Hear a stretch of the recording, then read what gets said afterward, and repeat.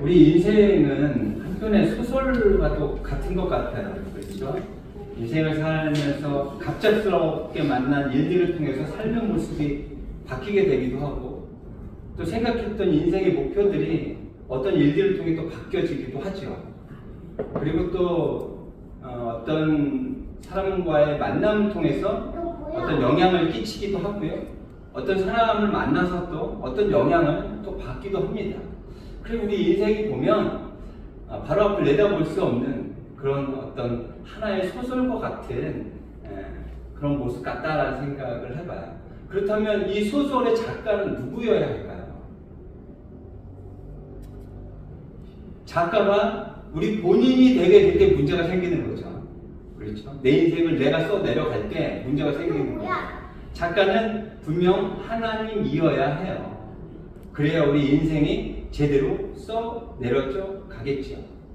제가 전에도 말씀드린 적이 있는 것 같은데, 제가 이제 하나님을 만나고 하나님을 이제 예배하는 어떤 이제 믿음을 이제 갖게 되면서부터 갑자기 운전을 하다가 이런 생각 갑자기 든 적이 있어요. 운전을 하고 가다가 내 아내가 목사 사모가 된다면 굉장히 잘 어울릴 것 같다는 생각이 갑자기 든 거예요.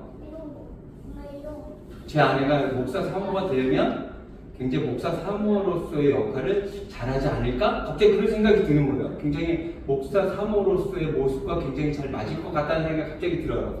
그런데 다른 면으로 어떤 생각이 드냐면, 그러면 제가 목사가 돼야 되는 거잖아요. 제가 목사가 돼야 된다는 생각을 하고 제가 깜짝 놀랐어요. 아, 이건 아니지. 제가 목사가 돼야 사모가 되는 거니까 말이 안 된다고 생각이 들었어요. 그래서 그때 이후로 한 번도 생각해 본 적이 그 이후로는 없어요. 그래서 그 이후로는 생각해 본 적이 없어요. 왜냐면 제 아내가 사모가 되기 위해서는 제가 목사가 돼야 되는 건데, 그건 말도 안 된다고 생각을 했습니다. 그리고 제가 찬양을 좋아하고 악기를 또 다루는 걸 좋아하다 보니까 찬양팀에서 제가 악기를 다뤘어요. 그래서 금요 찬양 때, 금요 철야 기도 때 제가 기타를 쳤었는데, 그때 인도하시던 전도사님께서 갑자기 그만두게 되신 거예요. 그래서 그 목사님께서 저를 불러서 이렇게 얘기하시는 거예요. 저보고 그 찬양 인도를 대신해서 하라는 거예요. 근데 저는 상상도 안 해봤고요. 제가 앞에서 찬양 인도를 할 수 있을 거라고 생각도 안 해봤고, 자격도 안 된다고 생각을 한 거죠. 그래서 목사님한테 얘기를 했습니다. 저는 자격도 안 되고 생각해 보지도 않았어요. 저는 못합니다라고 얘기했더니 목사님께서 단호하게 그냥 하세요 이러시더라고요. 그래서 저는 두 번 더 얘기하지 못하고 그때부터 찬양 인도를 하게 됐습니다. 그때부터 찬양 인도를 하면서 부족한 거예요. 그래서 찬양 인도자 학교를 가고 또 음악 신학교를 가고 그러다가 여기까지 오게 된 거예요. 저는 제 인생에서 제가 목사가 되어야지 계획한 적이 한 번도 없어요. 그런데 목사가 됐어요. 하나님이 작가 맞으세요. 내가 바란다고, 내가 목표한다고 이런 것이 아니라 작가는 하나님이 계획하고 목표해야 하나님께서 바라시는 그 계획들을 우리는 이룰 수 있다는 거예요. 우리의 작가이신 그 예수님께서 제자들을 불러서 이렇게 이야기합니다. 35절이에요. 그날 저물 때의 제자들에게 이르시되 우리가 저편으로 건너가자 하시니, 우리가 상황이 바꾼다는 것은 굉장히 두려운 일입니다. 저는 토목과를 와서 토목 자재를 20년 정도 영업을 했어요.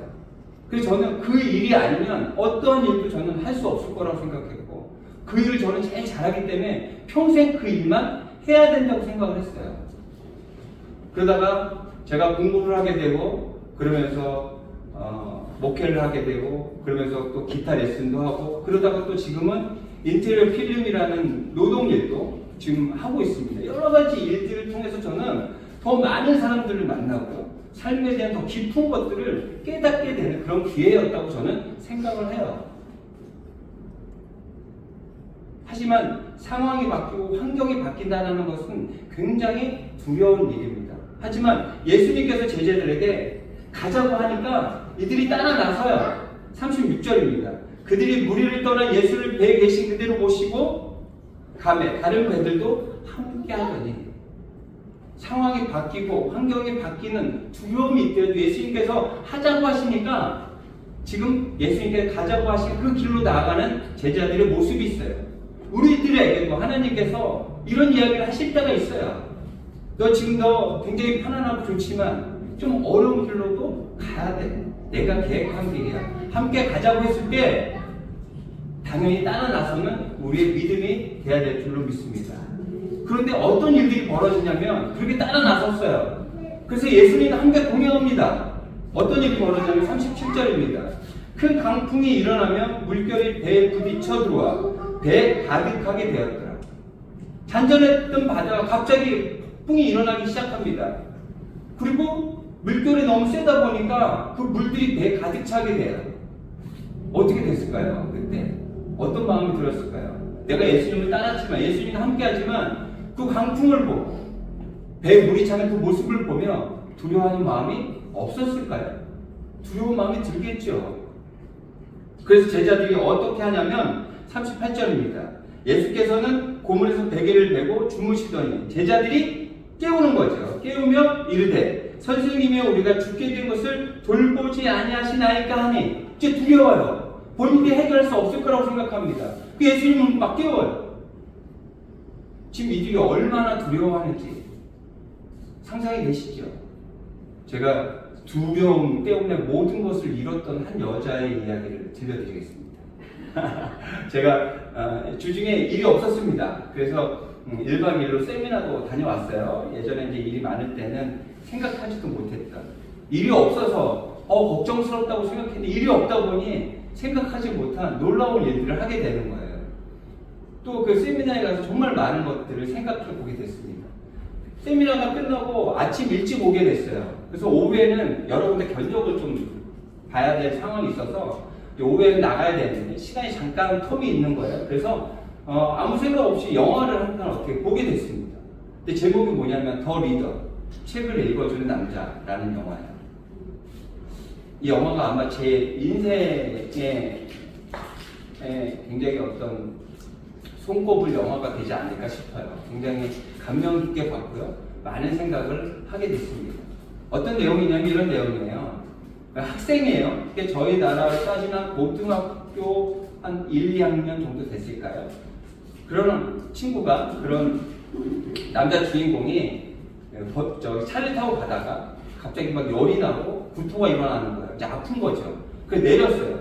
그래서 골목에 들어가서 토를 하고 거기 이제 비가 막 오는 날인데 비를 맞고 있었어요. 어떻게 할 수가 없으니.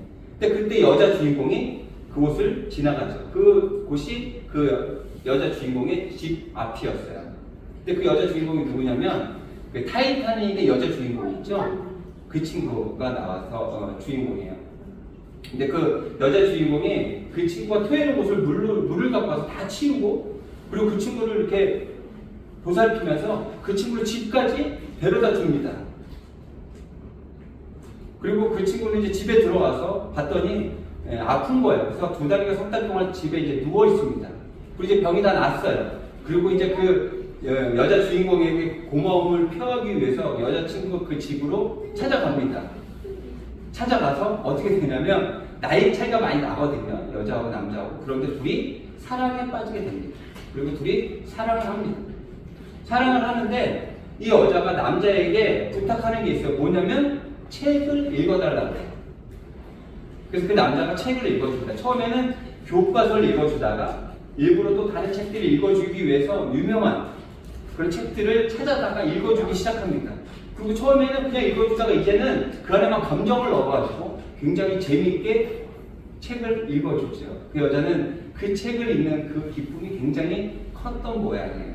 그러다가 어떤 일이 생기게 되냐면 이 여자는 어떤 일을 하냐면 지상으로 다니는 전철 있잖아요. 유럽에 한 2칸 정도 되는 거기서 그 예전에 우리 안내양이라고 불렀던 버스에서 안내양이라고 했던 그 사람처럼 표를 받고 돈을 받고 그거를 관리하는 그런 역할을 했던 친구예요. 그런데 이제 너무 성실하게 일을 잘하니까 이제 진급을 하게 됐습니다. 진급을 이제 하게 돼서 그 위에 그 상사가 와가지고 축하합니다. 이제 진급이 돼서 이제 사무직으로 갈 거니까 사무실로 출근하면 됩니다. 근데 그 여자가 그 얘기를 듣고 거기를 이제 그만두려고 마음을 먹죠. 그리고 마지막으로 그 남자 주인공의 몸을 샅샅이 다 닦아줘요. 그 마지막 이별의 어떤 뜻인가 봐요. 그 뜻을 잘 모르겠는데, 그리고 그 여자는 떠나가죠. 그리고 그렇게 그 남자와의 만남은 그걸로 끝이 납니다. 근데 왜 떠났냐면, 제가 먼저 말씀을 드리면, 그 여자 주인공은요, 글을 못 읽어요. 그 사무직으로 가면 글을 알아야 되잖아요. 근데 글을 몰라요. 사람들에게 자신이 글을 모른다라는, 문맹이다라는 것들이 이제 들키게 된 거예요. 얼마나 두려웠을까요? 밝혔으면, 밝히고 책을 읽어주는 게 아니라 나에게 글을 가르쳐줘 했으면 참 좋았을 텐데, 그렇게 하지 않고 그것이 들킬까봐 두려웠던 거예요. 그래서 그 자리를 피해버립니다. 피해버리고 다시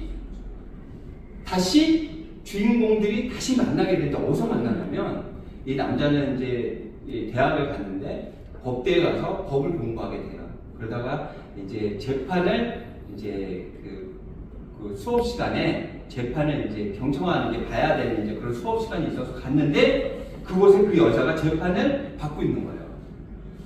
이제 어떤 내용이냐면 이런 내용이에요. 그 여자가 그때 이제 그만뒀잖아요. 할 일이 없잖아요. 그래가지고 어디에 취직이 됐냐면 나치 친위대에 취직이 된 거예요. 그때 이제 전쟁이 된 거예요. 그래가지고 그때 이제 취직이 돼가지고 그 친위에서 어떤 일들을 하냐면, 유대인 여자들 잡았잖아요. 그렇지? 아우슈비츠 그 수용소에 잡아놨잖아요. 그들을 감시하는 일들을 합니다. 근데 어떤 일이 벌어졌냐면, 그들을 이동시킬 때 한 곳에 가둬뒀는데 폭격을 맞아요. 그러면은 문을 열고 그 사람들을 빨리 구해냈어야 되잖아요. 근데 이 감시원들이 그 문을 열어주지 않습니다. 그래서 그 안에 있는 사람들이 다 죽어요. 그때 있었던 사람이 이들을 고발해서, 그때 감시원이 6명이었는데 이 사람들을 고발을 하고 이 사람들을 재판을 받는 거예요. 재판을 받는데 어떻게 되냐면, 이 5명이 짭니다.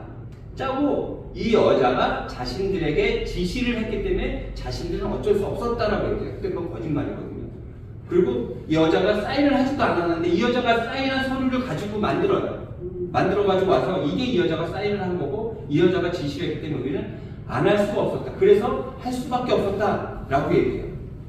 근데 중요한 건 그 여자는 글을 모르잖아요. 사인을 했을 리가 없잖아요. 이 남자 주인공은 알아요. 그거를 알고 이 남자 주인공만 알아요. 그리고 여자 주인공도 알죠. 본인이 글씨고. 그런데 이 여자 주인공 끝까지 자신이 글을 못 쓴다는 얘기를 하지 않아요. 그것이 들통날까봐 두려워서. 그래서 결국에는 어떻게 되냐면 다 인정하게 돼요. 그래서 나머지 5사람은 4년형을 받고요. 여자 주인공은 무기징역을 당하게 됩니다. 아니, 밝히면 돼요. 내가 글을 모릅니다. 드러내면 돼요. 그것을 확인시켜주면 돼요. 무기징역을 당할 일이 없는 거죠. 근데 그것을 두려워하는 거예요. 그 두려운 마음이 커서 그것 때문에 억울한 일을 당하게 된 것을 볼 수 있어요.